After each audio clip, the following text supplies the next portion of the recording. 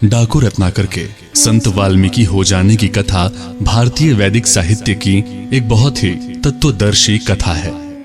आइए आज के पॉडकास्ट में जानते हैं आखिर डाकू रत्नाकर और नारद मुनि के बीच वो कौन सा संवाद हुआ जिसके पश्चात डाकू रत्नाकर महर्षि वाल्मीकि बनने को अग्रसर हुए। Radio city podcast, radio city podcast Dharmnath RJ Abhishek के साथ। दस्यु अर्थात डाकू रत्नाकर के संत वाल्मीकि हो जाने की कथा भारतीय वैदिक साहित्य की एक बहुत ही तत्वदर्शी कथा है। प्राचीन काल में रत्नाकर नाम का एक दुर्दांत डाकू था। गिरोह बनाकर जंगलों में रहता था। बीहड़ जंगल ही उसका ठिकाना थे। उस जंगल से कोई भी गुजरता उसे रत्नाकर लूट लेता था। एक दिन नारद मुनि को उसी मार्ग से जाना था। लोगों ने डाकू रत्नाकर के बारे में अवगत करवाया। नारद मुनि ने सुना, मुस्कुराए और आगे बढ़ गए। ठहरो साधु, मेरा नाम रत्नाकर है, क्या तुम्हें मुझसे भय नहीं लगता? डाकू रत्नाकर ने नारद मुनि से पूछा। नारद मुस्कुराते हैं और कहते हैं, नारायण नारायण, मेरा नाम नारद है, मुझे किसी से भय नहीं लगता। मैं निर्भय हूं रत्नाकर। पर तुम्हें किससे भय लगता है रत्नाकर, जो तुम जंगलों में छिपे छिपे फिरते रहते हो? जानते हो रत्नाकर, संत मोह और भय दोनों से मुक्त है। ये मुक्तता ही उनकी संपदा है। जिसे आत्मा को अमरता और शरीर की नश्वरता का ज्ञान हो गया हो, उसे मृत्यु का भय कैसे विचलित कर सकता है? ये कहते हुए नारद अपने मार्ग पर आगे बढ़ते रहे। पर जैसा कि अपेक्षित था, जंगल में रत्नाकर ने अपने साथियों के साथ महर्षि नारद को घेर रखा था। महर्षि नारद बिना किसी भय के मुस्कुराते चेहरे के साथ रत्नाकर को देखते हैं। रत्नाकर ने पहली बार किसी व्यक्ति को अपने सम्मुख निर्भय अवस्था में देखा था। रत्नाकर नारद मुनि को देखकर चिल्लाया, मैं दुर्दांत दस्यु रत्नाकर हूं, क्या तुम्हें मुझसे भय नहीं लगता साधु? एक बार फिर से सौम्य तरीके से नारद मुनि ने उत्तर दिया, मैं नारद हूं रत्नाकर, मुझे किसी से भय नहीं लगता। निर्भय प्राणी हूं मैं रत्नाकर। रत्नाकर ने अपने जीवन में आज तक कभी ऐसी स्थिति का सामना नहीं किया था। वो हथियार लेकर यात्रियों को घेर लेता तो अच्छे अच्छे लोग थर थर कांपने लगते। अब ये उनके लिए बड़ी विचित्र स्थिति थी। रत्नाकर के रौद्र रूप के बावजूद महर्षि नारद निर्भय थे। वो डाकू रत्नाकर से कहते हैं, नारायण नारायण, आत्मा अमर है रत्नाकर, वो मृत्यु के बाद शरीर बदल लेती है और शरीर नश्वर है, फिर भय कैसा? लच्छेदार बातें करके मुझे बहकाओ मत साधु, तुम्हें मेरे बारे में कुछ जानकारी नहीं है। अभी एक प्रहार में तुम्हारे प्राण ले सकता हूं मैं। नारद मुनि अब भी अविचलित थे। इस संत के पास ऐसी कोई संपत्ति थी ही नहीं जिसके लुट जाने का भय उनको विचलित कर देता, और जो ज्ञान उनके पास था वो देने से ही बढ़ सकता था।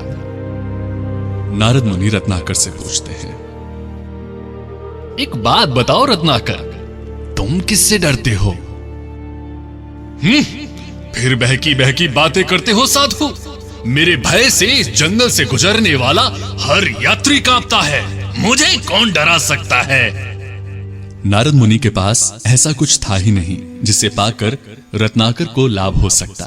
अमूमन ऐसे यात्रियों को या तो वो मार देता या जंगल से भगा देता। लेकिन संत की निर्भयता से रत्नाकर की चेतना सम्मोहित हो गई थी।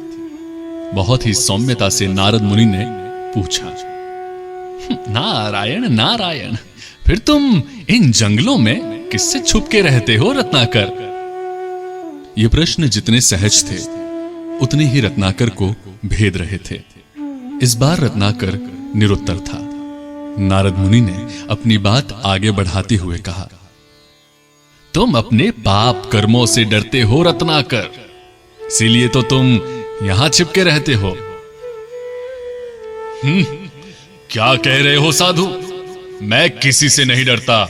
मैंने पाप कर्मों के द्वारा राज्य का विस्तार देखा है। मैंने पाप कर्मों के द्वारा लोगों को धनी होते हुए देखा है। मुझे पाप से भय नहीं लगता। दस्यु कर्म द्वारा मैं अपने परिवार का पालन पोषण करता हूं। मैं क्यों डरूं मुनि? नारद मुनि ने फिर कहा, किसी अन्य पाप कर्म से तुम अपने पाप कर्म को नहीं छिपा सकते, और जिन परिवारजनों के लिए तुम लूटपाट कर रहे हो वे भी तुम्हारे पाप में भागीदार नहीं हैं। वे मेरे हर कार्य में भागीदार हैं, मेरे पाप में भी भागीदार होंगे। तो जाओ अपने परिवारजनों के साथ इस बात की पुष्टि कर लो। जाओ जाकर पूछ लो, क्या वे तुम्हारे पाप कर्म में भागीदार हैं? रत्नाकर का मन अपने द्वारा निर्मित भय के आडंबर और नारद मुनि के ज्ञान से उत्पन्न अभय वरदान के द्वंद्व के बीच भटक रहा था। तुरंत था पा लेने के उद्देश्य से रत्नाकर महर्षि नारद को अपने साथियों के हवाले छोड़ घर चला गया और वहां जाकर अपनी पत्नी से पूछा, मैंने तुमसे विवाह किया है, तुमने जीवन भर मेरा साथ देने का वचन दिया है, क्या तुम मेरे पाप कर्मों की भागीदार हो? पत्नी ने उत्तर दिया, मैंने आपके साथ जीवन निर्वाह का वचन दिया है। मैं सुख और दुख में साथ हो सकती हूं, परंतु पाप और पुण्य के पथ पर तो सब अकेले हैं। मैं आपके पाप कर्मों की भागीदार कैसे बनूंगी? एक प्रश्न और उसके उत्तर ने रत्नाकर के द्वारा रचित आडंबर को ध्वस्त कर दिया था। रत्नाकर अंदर से टूट चुका था और टूटे मन से नारद मुनि के पास पहुंचा। जैसे एक चिकित्सक रोग का पता लगाता है और उसके बाद उसका उपचार भी करता है, वैसे ही नारद मुनि ने रत्नाकर को उसकी समस्या से अवगत करवा दिया था और उसके समाधान के लिए उसकी प्रतीक्षा में बैठे थे। क्षमा प्रभु क्षमा, मैंने अज्ञानतावश अपने जीवन में बहुत अपराध कर दिए प्रभु, बहुत अपराध कर दिए। रोते हुए रत्नाकर उनके चरणों में गिर गया। नारद ने संभालते हुए रत्नाकर को उठाया और उपदेश दिया, उठो रत्नाकर, जीवन के पथ पर सबके साथ होते हुए भी हम अकेले हैं। ज्ञान ही हमारा पथ प्रदर्शक है। हम स्वयं ही अपना उद्धार करते हैं और स्वयं ही अपने पतन के मार्ग पर उन्मुख होते हैं। यही पाप और पुण्य का भेद है। नारद और डाकू रत्नाकर के बीच यह वही संवाद था जिसके बाद डाकू रत्नाकर महर्षि वाल्मीकि बने। डाकू रत्नाकर का मन परिवर्तित हुआ। कहा जाता है कि यही रत्नाकर आगे चलकर महर्षि वाल्मीकि बने, जिन्होंने रामायण की रचना की।